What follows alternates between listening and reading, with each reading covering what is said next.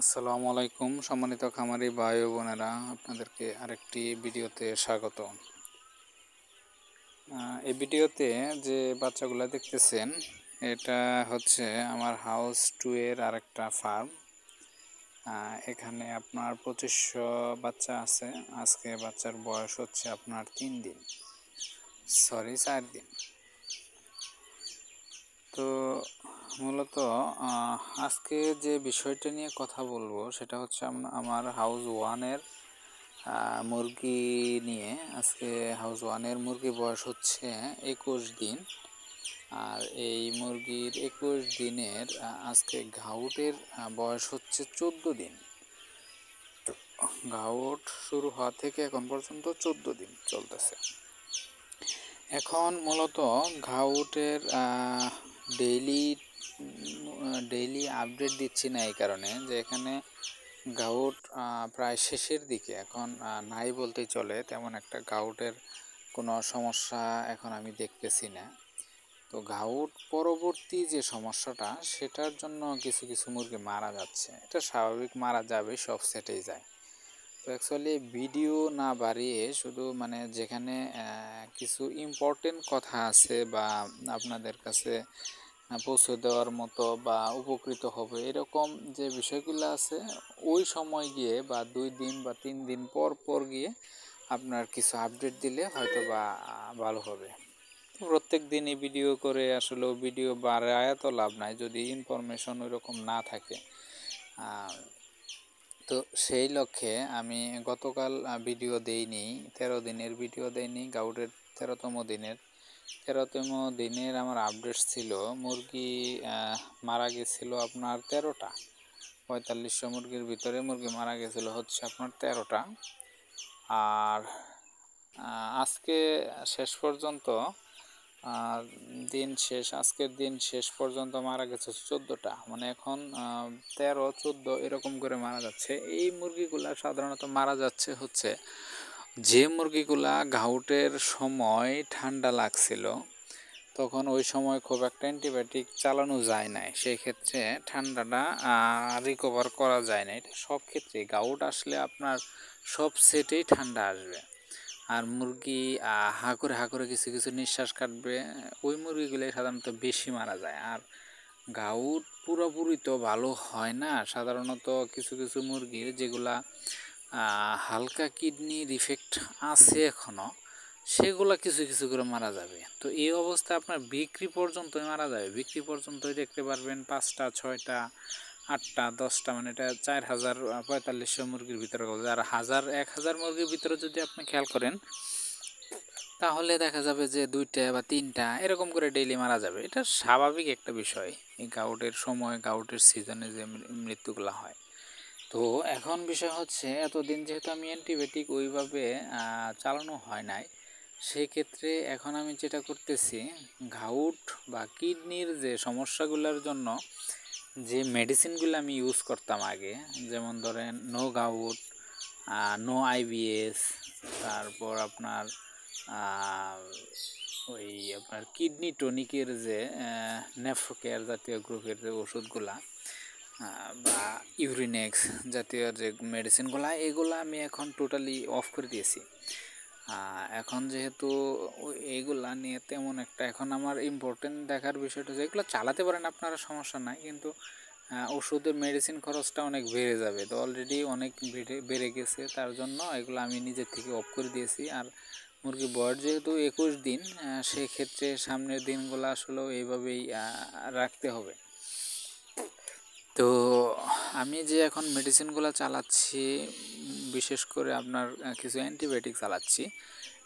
সেটা হচ্ছে আপনার নিউমেসিন সালফেট, আর হচ্ছে আপনার ল্যাভক্সিন 20, এই দুইটার উপর এখন চলতেছে। আর আমি জ্বরের জন্য দিচ্ছি প্যারাসিটামল। আর আর আপনার যেহেতু এতদিন আমার ঘাউটের ছিল, অনেক মেডিসিন চলছে, ফ্রেজে ছিল, তার জন্য আমি সাথে ব্যবহার করছি প্রোবায়োটিক। আর একবেলা চালাচ্ছি হচ্ছে আপনার এনজাইম। তো এই মেডিসিনগুলো মূলত চলতেছে। আর যেহেতু ইউরিনেক্স চালাচ্ছি না, সেই সাথে খাবার সোডাটা চালাচ্ছি ইউরিনেক্সের পরিবর্তে, যেহেতু এটা কিডনিরও কিছুটা কাজ করে সেক্ষেত্রে। এখন কোন সময় কোনটা চালাচ্ছি আমি মূলত রাত্রের বেলায় চালাচ্ছি হচ্ছে আপনার নিউমাইসিন সালফেট গ্রুপের মেডিসিনটা নিউ এক্সেল প্লাস হচ্ছে আপনার প্যারাসিটামল, এই দুইটা রাত্রের বেলায় দিচ্ছি। আর দিনের যে কোনো এক বেলায়, বিশেষ করে আমি দুপুর বেলায় দেই, কারণ রাত থেকে দুপুর পর্যন্ত মানে সকাল থেকে দুপুর পর্যন্ত একটা গ্যাপ পড়ে, এখানে অ্যান্টিবায়োটিক ফ্রি থাকে। তো দুপুরেই আমি সাধারণত দিই। দুপুরে দিচ্ছি হচ্ছে আপনার ল্যাভোক্সিন 20, তো ল্যাভোক্সিন 20, শুধু ল্যাভোক্সিন 20 এই দুইটা। আর সকালবেলা দিচ্ছি হচ্ছে আপনার ওই এনজাইম যে কোনো এনজাইমের গ্রুপের মেডিসিন। আর বিকালবেলা দিচ্ছি হচ্ছে প্রোবায়োটিক। আর এর মাঝে যদি অতিরিক্ত গরম থাকে সেক্ষেত্রে স্যালাইন, ভিটামিন সি। আর খাবার সোটা দিচ্ছি আপনার যে কোনো জায়গায় আপনি দিতে পারেন, আমি সাধারণত সকালবেলা এবং কি বিকালবেলা দিচ্ছি। তো এইভাবে মূলত গাউটের পরবর্তী যে চিকিৎসা বা গাউটের পরবর্তী যেভাবে চলতে হয় এটাই আমি ফলো করতেছি। আর একটা বিষয় হচ্ছে, যেহেতু গাউটের সময় আমি কোনো ভ্যাকসিন দিতে পারিনি, সেক্ষেত্রে আজকে 21 দিন, আজকে আমি ভ্যাকসিন দিয়ে দেবো, ভ্যাকসিন করে দেবো।